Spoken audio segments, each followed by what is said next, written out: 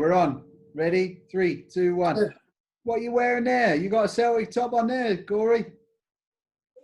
See it?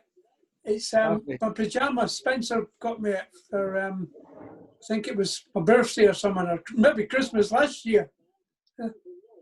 So just thought I'd put it on for the hoops. Anyway, Happy New Year from Thailand. Yeah. Can you Adam and Eve? I just saw your fireworks, Jay, Miko and Mia. They're sending me messages. Marvellous. I've had a lovely card from Amanda, which is fantastic, from Aaron, Josie, Rick and Amanda. So wishing them, I hope they can watch it, and wishing them a Happy New Year as well. Don't see them. I see you more on this. Exactly. You haven't got long to go. How many hours left? 6? Yeah, midnight tonight. I can walk outside. I can breathe the air again. Ah, so you're released from isolation, are you? Yeah, I've got the thing. It's got 11, whatever it is, 11:59. I think a minute before midnight. Wow. So I'm allowed out. You can't go farther. Denise is going to make me still wear my mask because we're going to have something to eat together tonight. We've got to sit apart, like miles away. But it's been good. It's done well.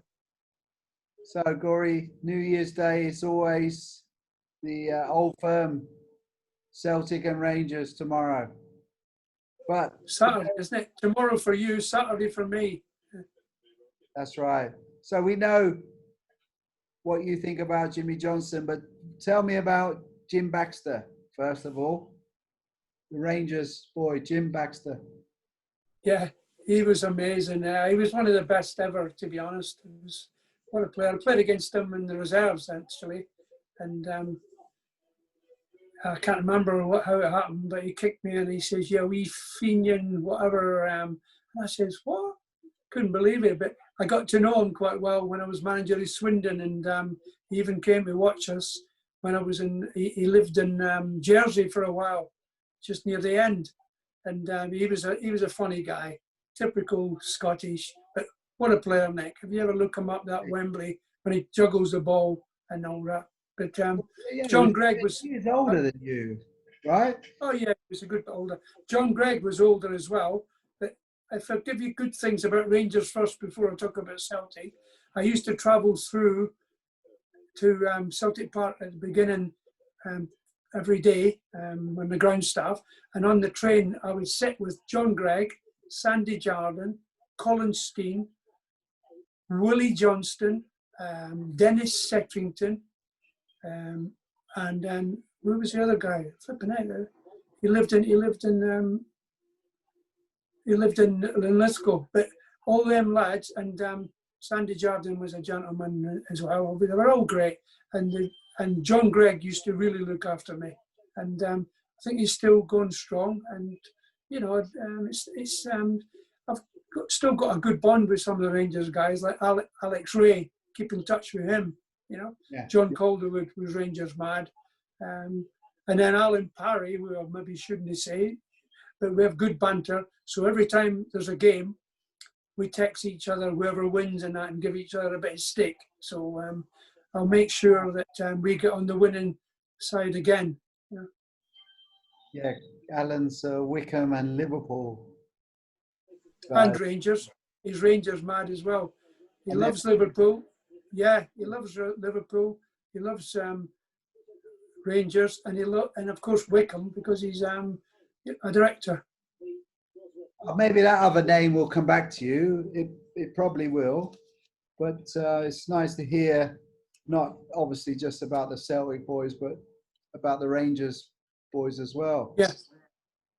Because I heard Ali McCoy say something similar, how he got on great with the Celtic players over the years. Oh yeah, you know, that's a player I would like to meet. I obviously knew him, but just from afar. But I think he's great on the TV and on the radio. I think he is really good.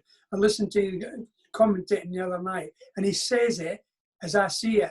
You know what I mean? Yeah. And he says things that a lot of other pundits and stuff don't say. Ali's just comes out with it, and I think he's brilliant. I think I like to see him on or hear him on all the time. Yeah.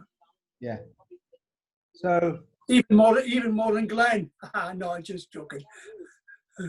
yeah, Glenn's on a fair bit now, isn't he? Yeah. Well, Steve McManaman, another one that keeps in touch with me. And I had a nice chat, funny enough, you were saying the other day, with Chris Sutton, you know, Nick. I managed to get Chris. Steve I didn't ask Glenn for it for some reason, I don't know why. But Steve McManaman gave me the number, and because they're on BT together. And anyway, I spoke to Chris at length, and what a lovely chat we had, obviously talking about his dad. And you know, it was nice to catch up with him, and he was really delighted that I'd left a message about his dad, you know. yeah. But that's it. It's not us jumping on the bandwagon of anything. It's actually genuine, isn't it? You're in touch with him because it means a lot to you, because you were part I've just done. Dad's I did life. a drawing. I even did a drawing in my just pencil one where I'm sitting here in my wee dungeon, and I did a one a wee drawing of Mike, and I'm going to do a painting of him if I can get the time, and send it to Chris and John and his mum and sisters, and hopefully they'll like it. Yeah. Funny enough, I did a one I never really got to find out. John Fallon, who keeps in touch with me at Celtic. David Hay. David's back. David Hay's always in touch with me again now, and Danny McGrain. So it's been great, really, to get back in touch with them all again, the three of them, you know. Well, that's the name there, Gory. Just going off from Chris there. It's great you got in touch with him. You mentioned Danny McGrain and a Lisbon Lion. Can you tell us about Danny? Yeah, Danny was near Lisbon Lion, no. Danny was with me in the reserves. Yeah. He was the Lisbon Lions were better watched because they are special. Danny came after, and obviously Davy came after, but both became wonderful players for Celtic. You know, and I know. I don't want to talk too much, but our reserve team was the Quality Street kids. You know, the gang. I don't know whatever their name was now, but we were just a bit special. It was the whole team. It was just amazing. Danny was right. It was either Ronnie Simpson or John Fallon in goal. Whoever was in and out the first team. It was me, Danny McGrain right back, me left back, David Hay, George Conley, who was an absolute amazing player, David Katanak, who was my best pal at the time, and then in midfield we had wingers like Paul Wilson. Then we had a midfield with Lou McCarry and Victor Davidson. And we had Kenny as well in midfield, believe it or not. And then we had Jimmy Quinn up front, who was another legend. So, and Joe McBride sometimes as well. So can you imagine that team that we had then? Every single player went on to do better things. I mean, at the time, a lad, Victor Davidson, honestly, he was rated higher than Kenny. He just never fulfilled his potential totally. He went to teams like Motherwell and Blackpool and things like that, and played in America with Phoenix, funny enough, just before me when I went to Phoenix. But he was, honestly, everybody knew, and Kenny's best pal, and Danny, and but he was actually even better than Kenny at that time. But Dalglish started off in the midfield, did he, before he became a striker? Right. It was at midfield, and Big Jockstein, I don't know how he knew, because he just said one day, you're playing up front, and just back to goal. And look at him. I just, there was no reason really other than he just knew how to change him. There was no, let's practice it and train or anything like that. He just put him up front, and that was it. That was his career off to flying. You that in a player, Gory, when someone like Ledley King, you could see wasn't right in a position he was told he was supposed to play, and then you might have seen, or Glenn would have seen, he could play centre back maybe, and then that was his position in the end, wasn't it? Yeah, definitely. I mean, Ledley could play anywhere, if I'm being honest. He was so good and such a lovely guy. I keep in touch with him now as well. Done a painting of him and presented it to him at one of the games. So that was excellent.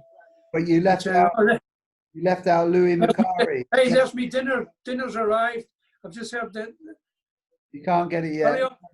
Hurry up, because I've got it's just coming on. What do you call it? Tell me about Louis Macari. You forgot to tell me about Louis. Did I mention Louis? He was in, I didn't mention him. You didn't. That was the one I missed. That was the one I missed up front. I was thinking, we only got one player up front, and it was Louis. Louis and Joe McBride or Charlie Gallagher was another legend. But yeah, Louis was another. He was funny. Louis. He used to be. He was there's Denise texting me to come down for dinner. Nick, can I do it after dinner? Yeah, we can pick up on this. That will end there, and we'll come back again. That's good. Yeah. Can you pick about Billy, Big King Billy, then after this, okay? Billy. Oh, I'd love to. Yeah. Big Billy McNeil. And all the boys. A lot more. Okay. Desi's going to join us and talk to us about Tommy Burns as well, okay? Yeah, are you okay? You still got to stay up? Yeah, no problem. All right, I'll call you back. Okay. Cheers, pal. That was great for now. Bye-bye. Enjoy your dinner, John. It's Denise's first time we've had a carry-out. I want you to sing me...